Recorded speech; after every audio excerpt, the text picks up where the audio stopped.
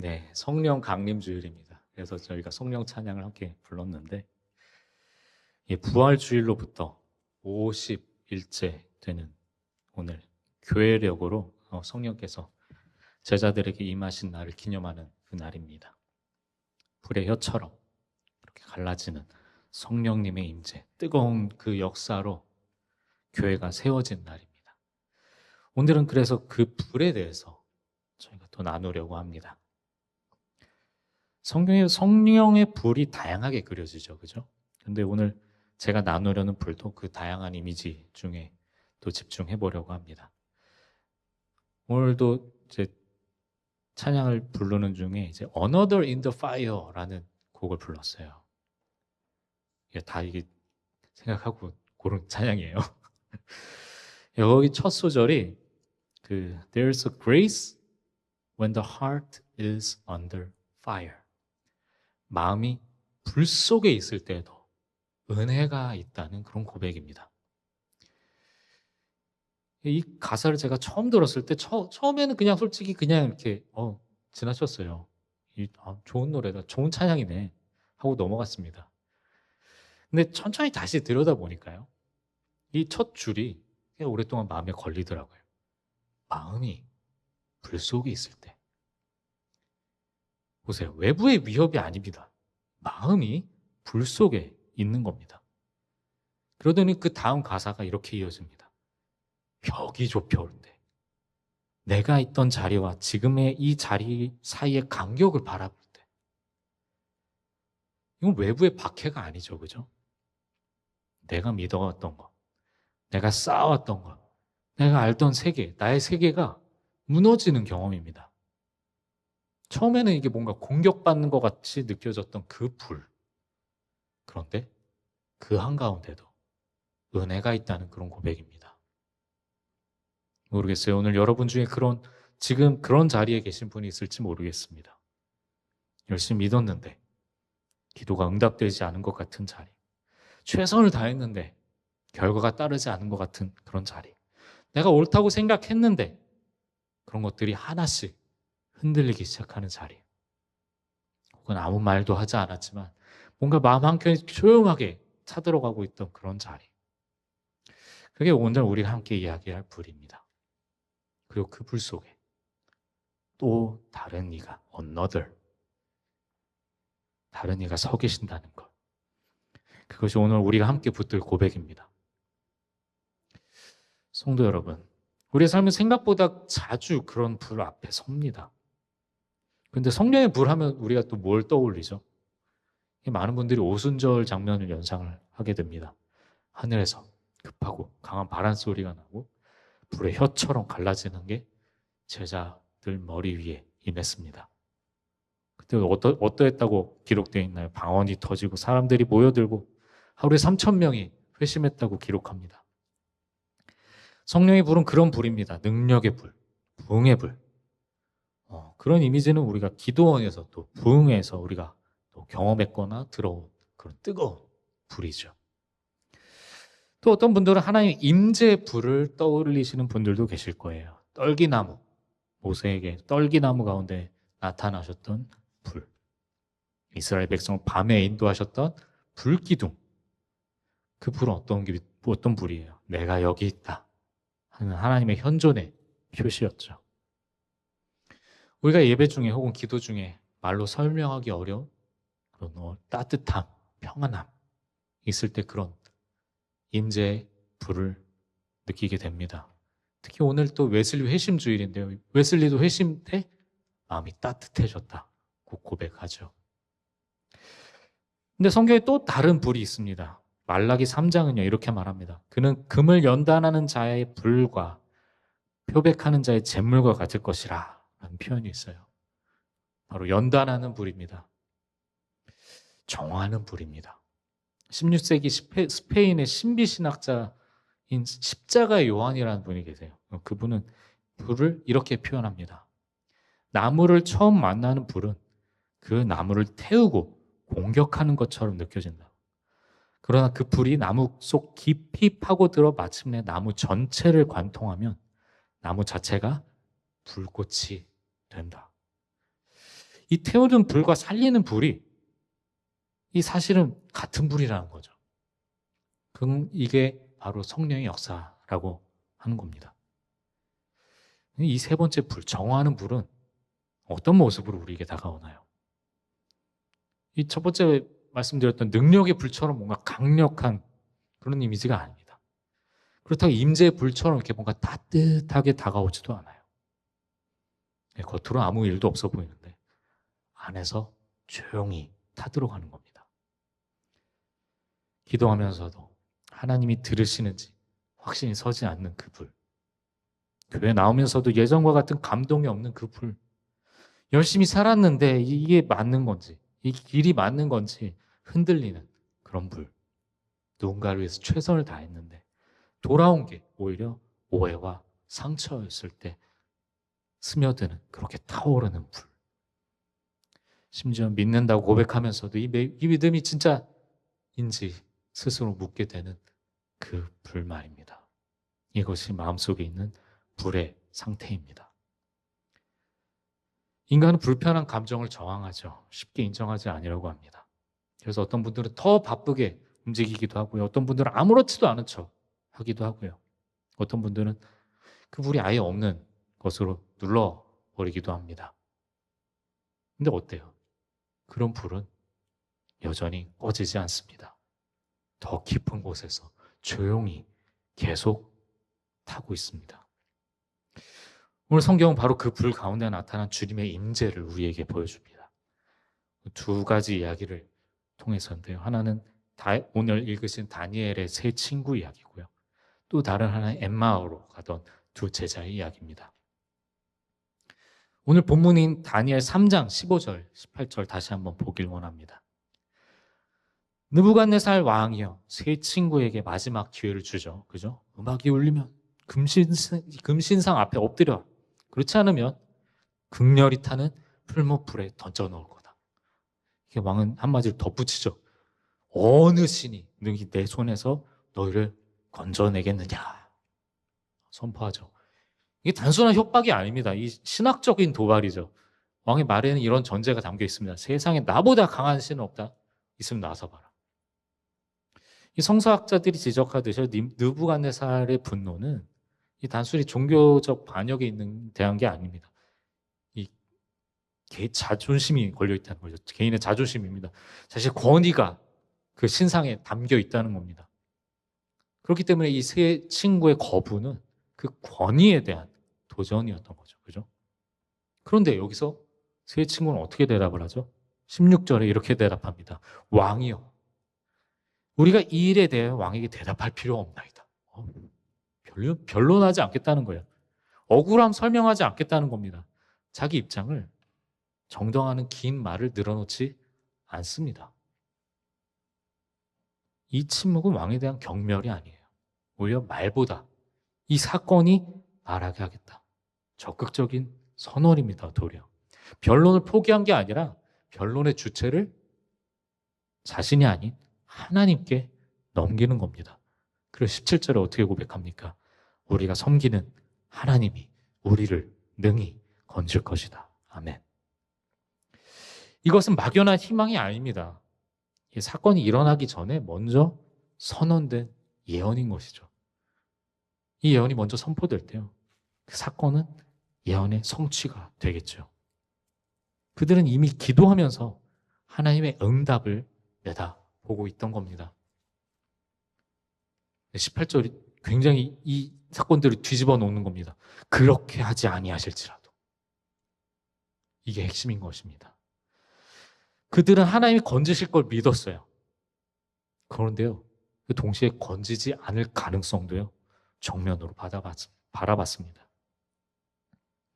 그럼에도 불구하고 우상 앞에 절하지 않겠다고요. 성서학자들이 이 지점에서 중요한 걸 짚어요. 이 고백은 부활의 소망이 없이 이루어진 고백이라는 거죠. 생각해 보세요. 신약 이후 시대의 순교자들은 뭘 바라봤어요? 부활을 바라봤어요. 부활이 있습니다. 부활을 바라봤기 때문에 죽음을 받아들일 수 있었어요. 근데 이 다니엘의 세 친구들은 어때요? 그런 게 없어요. 건지심 받지 못하면요, 그냥 죽는 거예요. 아무 보상도, 아무 보증도 없는 그 자리에서 고백을 하는 겁니다. 그렇게 하지 아니하실지라도 우리는 왕의 신상을 섬기지 아니할 것입니다. 이것이 연단된 믿음의 고백입니다. 불 속에서만 나올 수 있는 고백입니다. 그래서 결국 풀무불 속에 던져졌습니다. 그 불 속에 또 다른 이가 있었습니다. 왕이 직접 목격했습니다. 세 사람이 던져졌는데 불 속에 네 번째 사람이 보인다. 그 모습이 신들의 아들과 같다고도 했습니다. 느부갓네살은 그 불로 세 친구를 소멸시키려고 했습니다. 그런데 하나님의 관점에서 그 풀무불은 처음부터 다른 목적이 있었던 거죠. 세 친구는 타지 않았습니다.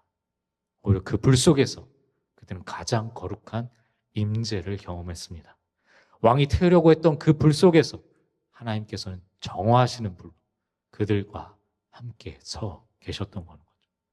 주님의 임재는, 주님의 거룩한 임재는 풀무불 밖에서 이렇게 지켜보신 게 아니라, 응원하셨던 게 아니라 그 불 속으로 함께 들어가셨던 거죠.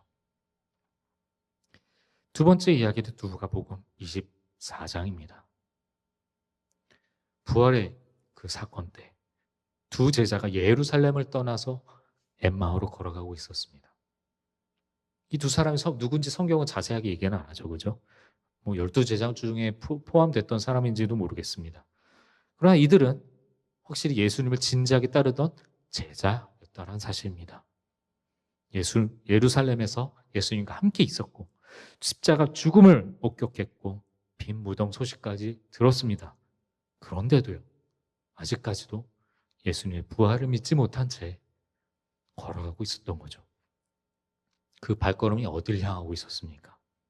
바로 예루살렘에서 멀어지는 방향이었습니다. 이건 그냥 지리적인 사실 이상의 의미가 있다고 해요. 이 누가복음 연구하는 학자들이 주목하듯이 누가에게 있어서는 예루살렘을 향하는 길과 예루살렘에서 멀어지는 길은 신학적인 반향이라고 얘기하는 겁니다. 그들은 지금 떠나고 있었다는 겁니다. 포기하고 있었다는 겁니다. 그들의 얼굴은 어두웠습니다. 예수님이 무슨 이야기를 하느냐고 물으셨을 때 그들이 멈춰섰죠. 얼굴에 슬픔을 띠고. 그리고 21절에서 그들이 고백하는 말이 이겁니다. 우리는 이 사람이 이스라엘을 속량할 자라고 바랐노라. 과거형입니다. 더 이상 바라지 않는다는 말이에요. 희망이 과거가 됐던 그런 자리, 믿었던 것이 무너진 자리, 그게 바로 엠마오로 향하는 그들의 상태였습니다. 그런데 그 자리에 예수님이 오신 거죠. 그들의 눈이 가려진 것은 그들 안에 있는 것이었습니다. 인간의 불신앙이었습니다. 근데 예수님은 그걸 꾸짖지 않으셨어요. 대신 그들 곁에 가까이 걸으셨죠. 그들의 이야기를 먼저 들으셨습니다. 그리고 두 가지 일이 일어난 겁니다. 말씀으로 마음이 열립니다. 예수님이 모세와 모든 선지자의 글로 시작해서 성경에서 자신에 관한 것을 설명하셨습니다. 그 설명이 그들의 마음을 불타오르게 했습니다. 32절에서 그들이 돌아보며 말합니다. 길에서 우리에게 말씀하시고 우리에게 성경을 풀어주실 때 우리 속에서 마음이 뜨겁지 아니하더냐. 눈이 열리기 전에 먼저 마음이 뜨거워졌습니다. 아직 예수님을 알아보지 못했지만 이미 역사하고 계셨던 겁니다. 굳어져 있던 절망이 말씀 앞에서 조용히 녹기 시작했습니다. 요란하지 않습니다. 그러나 깊이 파고듭니다. 그리고 둘째, 빵을 떼실 때 눈이 열렸습니다. 예수님이 그들과 함께 식탁에 앉으셨어요. 여기서 놀라운 역전이 일어나죠. 원래 그들이 예수님을 초대했잖아요. 근데 예수님이 주인이 되십니다. 손님이 주인이 되시는 거예요. 어떻게 해요? 떡을 가져다가 축사를 하십니다. 그리고 떡을 떼어서 나눠주십니다. 이 모습을 본 순간 이들의 눈이 어떻게 됩니까? 열립니다. 그리고 예수님은 사라지셨습니다. 성경학자들은 이 장면을 누가의 성찬신학과 또 연결한다고 해요. 부활하신 주님이 이후에 가시적으로 나타나진 않죠. 하지만 떡을 빵을 떼는 그 자리에서, 즉 우리가 함께 모여 주님을 기억하는 그 자리에서 계속해서 임재하신다는 겁니다. 성령 강림 이후에 교회 공동체에 주신 약속이라는 거죠. 나는 눈에 보이지 않지만 여전히 너희 가운데 있다 하시는 그 말씀입니다. 성도 여러분, 저도 최근에 큰 불은 아니지만 조용하면서도 참 답답하고 끈질기게 또 불편하게 했던 그런 불 앞에 선 적이 있습니다. 제가 카페 사업을 준비하고 있다고 전에 또 말씀드렸어요. 카페 사업을 준비하면서 뭔가 어느 정도 윤곽이 보였던 것들이 점점 더 복잡해지고 진한하게 연기되는 경험을 합니다. 대한민국에서는 한 3주면은 오픈한다고 그래요. 근데 여기서는 자리 찾는데도 하세월에 어떻게 자리를 잡아도요, 이게 쉽게 공사가 시작되지 않습니다. 허가는 지연되고 공사는 예상 밖으로 흘러가고 그럴 때마다 비용은 또 왜 이렇게 많이 들어요? 이 비용이 올라갈수록 이게 잘못 시작한 게 아닌가 막 겁이 납니다. 3주가 아니라요, 벌써 1년이 다 돼갑니다. 이거 어떤 날에 이게 맞는 건지, 잘못 시작한 게 맞는 건지, 하나님 정말 이 길을 열어주신 게 맞는 건지, 기도하면서도요, 확신이 서지 않는 날들이 있습니다. 조용히 다 포기하고 그냥 도망가고 싶은 날도 있었습니다. 솔직히 저도요, 처음엔 그 불이 두려웠습니다. 엠마오를 향하던 두 제자들처럼 저도 그 시간 속에서 조용히 방향을 잃어가고 있었습니다. 하지만 어느 순간 그 불을 바라보는 눈이 달라지기 시작합니다. 불이 꺼졌나요? 아니요. 상황이 해결된 것도 아닙니다. 공사 계속해요. 그런데 그 불이 저를 소멸시키는 불이 아니라 제 안에 무언가를 정화하고 있는 불임을 알게 되었을 때 이 두려움이 조금씩 신뢰로 바뀌어갑니다. 제가 의지했던 것들, 제 계획, 확신, 일정이 하나씩 손에서 빠져나갈 때 비로소 제가 실제로 무엇을 붙들고 있는지가 나타납니다. 그 불은 제가 붙들어야 할 것과 내려놓아야 할 것들을 가르쳐주고 있습니다. 그 신뢰 위에서 저도 그 세 친구의 고백을 붙들 수밖에 없습니다. 그렇게 하지 아니하실지라도, 그렇게 하지 아니하실지라도, 하나님이 내가 기대하는 방식으로 응답하지 않으실지라도, 내가 원하는 때에 문을 열어주지 않으실지라도, 그래도 주님, 저는 이 길을 가겠습니다. 이 고백은 결과에 달린 게 아니라 주님이 어떤 분이신가 이 고백에 달려있기 때문입니다. 그렇다면 여러분은 지금 어떤 불 앞에 서 계신지요? 오래 기도했는데 응답이 없다고 느끼시는 분, 열심히 믿었는데 삶이 나아지지 않은 것 같은 분, 관계의 상처를 받았는데 그 아픔이 아직도 가시지 않으신 분, 혹은 그냥 설명하기 어려운 무언가가 내 안 깊이 타고 있는 분. 네, 그 불이 두렵게 느껴질 수 있습니다. 저도 그랬습니다. 그런데 그 불을 정화하는 불로 바라볼 수 있다면 두려움이 서 있던 자리에 신뢰가 들어올 수 있는 줄로 믿습니다. 세 친구는 부활의 소망도 없이, 아무 보장도 없이 그 고백을 했죠. 우리는 이미 부활한 주님을 알고 있습니다. 성령이 우리 안에 계십니다. 그렇다면 우리의 고백은 그들보다 더 깊은 자리로 나아가지 않을까요? 그렇게 하지 아니하실지라도 나는 주님을 섬깁니다. 아멘. 그렇다면 이 임재는 언제 어떻게 나타날까요? 다니엘의 세 친구들에게는 풀무불 속에서 나타났습니다. 엠마오의 두 제자들에게는 걷는 길 위에서 나타났습니다. 그리고 식탁에서 나타났습니다. 둘 다 공통점이 있어요. 그 임재는요, 불 밖에서 기다리지 않으셨어요. 불 속으로, 상실의 길 위로 함께 들어오셨습니다. 우린 때때로 이렇게 생각하잖아요. 불 꺼지면 예수님 만날 수 있을 거다. 이 어려움이 지나가면, 해결되면 임재를 느낄 수 있을 거다. 근데 성경은 반대로 말하죠. 주님의 임재는 불이 꺼진 다음이 아니라 불 한가운데서 나타나신다는 거예요. 성령의 거룩한 임재는 문제가 해결된 이유가 아니라 문제 한가운데에서 우리 곁에 서 계신다는 거예요. 엠마의 두 제자를 보십시오. 그들은 주님이 함께 걸으신 걸 처음에는 몰랐잖아요. 그죠?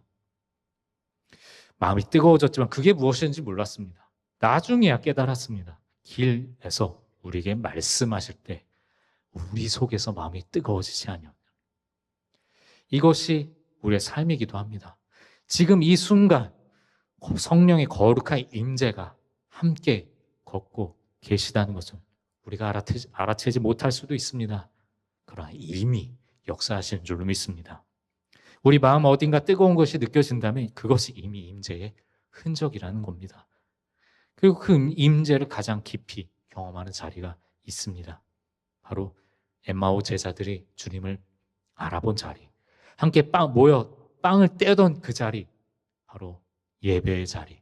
오늘 이 예배의 자리가 되는 줄로 믿습니다. 함께 말씀을 듣고 함께 주님을 기억하는 이 자리에 주님께서 약속하셨습니다. 내가 여기 있겠노라고. 그렇기 때문에 우리의 고백은 이것입니다. 불 속에서도, 불 가운데서도 은혜가 있습니다. 왜냐하면 불 속에 또 다른 이가 계시기 때문입니다. 눈에 보이지 않더라도, 응답이 느껴지지 않더라도 그 임재는 약속되어 있습니다. 그 불이 두렵게 느껴지십니까? 기억하십시오. 나무를 처음 만나는 불은 태워서 불사르는 것처럼 느껴집니다. 그러나 그 불이 나무 속 깊이 파고들어 마치 나무 전체를 관통할 때 나무는 불꽃이 됩니다. 소멸이 아닙니다. 변화입니다. 성령께서 지금 우리 안에 하고 계신 그 일이 바로 그것인 줄로 믿습니다. 말씀을 마무리합니다. 성령 강림 주일입니다. 성령께서 임하신 날, 그 불의 혀처럼 갈라지는 임재 앞에서 제자들이 변했습니다. 두려움으로 문을 잠갔던 그 사람들이 문을 열고 나가서 증인이 되었습니다. 그 변화의 핵심이 무엇이었습니까? 불이 사라졌나요? 아니죠. 더 큰 불이 임했습니다. 다니엘의 세 친구들에게 아무 보장 없는 자리에 주님은 신뢰하는 힘을 주셨습니다. 그 불, 엠마오의 길 위에서 절망하던 그 닫혔던 눈을 열어서 부활의 주님을 알아보게 했던 그 불이 이 제자들에게 임했습니다. 두려움으로 문을 잠갔던 사람들이 그 불 안에서 새로워져서 문을 열고 나가 증인이 되었습니다. 엠마의 두 제자는 어떻게 했습니까? 저녁에 도착했는데 주님을 알아본 순간, 그 순간이 다시 일어났습니다. 33절, 곧 일어나 예루살렘에 돌아가니. 예, 그렇습니다. 예루살렘으로 떠나던 제자들이 예루살렘에 일어나서 예루살렘에 돌아갑니다. 밤길을 마다하지 않습니다. 포기했던 방향으로 다시 돌아갑니다. 다시 일어서게 했던 것은 문제가 해결된 게 아니었습니다. 불 속에 함께 계신 그분을 만났기 때문입니다. 그 불이 그들의 마음을 뜨겁게 했고 그 뜨거움이 그들을 다시 길 위에 세웠습니다. 여러분, 지금 마음의 불이 꺼지지 않아도 괜찮습니다. 응답이 보이지 않아도 괜찮습니다. 다니엘 세 친구들에게 신뢰를 주었던 그 불, 엠마오의 제자들에게 새로운 눈을 주었던 그 불이 지금 여러분 안에도 역사하실 수 있는 줄로 믿습니다. 이 고백을 함께 붙들기를 원합니다. 우리가 지금 섬기는 하나님이 능히 건질 것입니다. 그렇게 하지 아니하실지라도 우리는 주님을 섬깁니다. 왜냐하면 그 불 속에 다른 이가 함께 서 계시는 줄로 믿습니다. 아멘. 함께 기도하시겠습니다.